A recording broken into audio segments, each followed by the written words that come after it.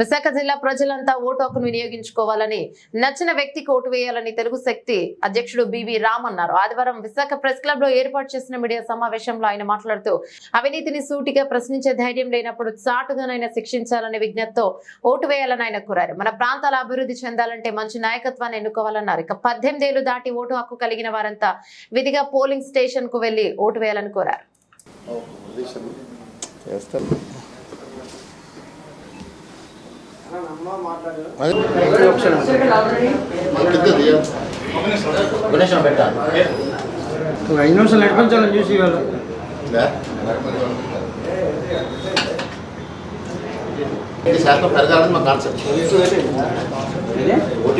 అందరికీ నా ఉదయపూర్ నమస్కారాలు. ముఖ్యంగా నేడు ఈ ప్రెస్ మీట్ పెట్టడం ముఖ్య ఉద్దేశం రేపు జరగబోయే ఎన్నికలు 13వ తారీఖున ఉదయం 7 గంటల నుంచి సాయంకాలం 6 గంటల దాకా ప్రతి ఒక్క ఓటు వినియోగించుకోవాలని, మీకు నచ్చిన వ్యక్తికి ఓటు వేయాలని మేము తెలుగు పిలిపిస్తుంది. ఎందుకంటే ఈవేళ మనం చూసినట్లయితే ఇతర దేశాల నుంచి, ఇతర రాష్ట్రాల నుంచి ప్రజలు లక్షల తరలి వస్తున్నారు మా రాష్ట్రంలో ఓటు వేసుకోవడం కోసం.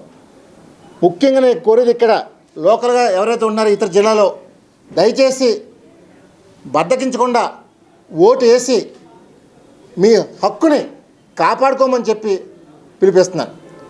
ఇవాళ చాలామంది ఎన్నో అక్రమాలు చేస్తున్నారు, అవినీతులు చేస్తున్నారు. ఎదిరించాలని దమ్ము ధైర్యం ఉన్నా సరే కొన్ని కారణాలతో భయపడి ముందు రావడం భయపడుతున్నారు. కనీసం రేపు ఓటు వేసైనా సరే ఒక మంచి వ్యక్తిని ఎన్నుకోమని కోరుతున్నాను. ఒకవేళ ఇద్దరు మంచి వ్యక్తులు లేకపోతే అందులో ఏ పార్టీ అయినా అనవసరం, మంచి లేకపోతే నోటకని ఓటు మాత్రం దుర్వినియోగం చేయొద్దని చెప్పి పిలిపిస్తున్నాను.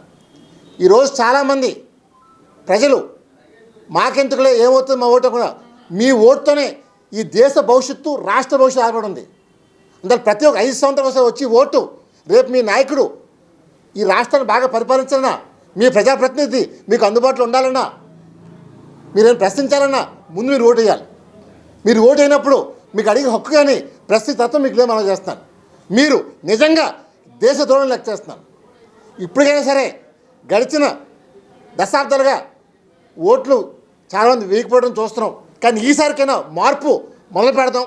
రేపు వచ్చే ఎలక్షన్ నుంచి రేపు మార్పు మొదలై కనీసం 90% ఓటింగ్ శాతం పెరిగేలాగా రాష్ట్రంలో నేను కోరుకుంటున్నాను. ఎందుకంటే ఈవేళ రాష్ట్రంలో పెట్టి పేరుని ప్రజాస్వామ్యాన్ని కూనీ చేస్తున్నారు. అంతేలా మంచి నాయకుడిని ఎదుర్కొంటే మనకు అన్నగా, తమ్ముడుగా, కొడుకుగా, మనవడుగా, మీవాడిగా, మీ ఇంటి పెట్టిగా ఉండే నాయకుడు మనకు కావాలి. అంతేకాని ఏదో మేము దోచుకుందాం, దాచుకుందాం, దండుకుందాం, పెంచుకుందాం, పోకలాడదాం అలాంటి వ్యక్తులు వద్దని మనసాను. మంచి వాళ్ళకి ఓటేద్దాం. ఈ రాష్ట్ర భవిష్యత్తు, దేశ భవిష్యత్తు కాపాడి మరో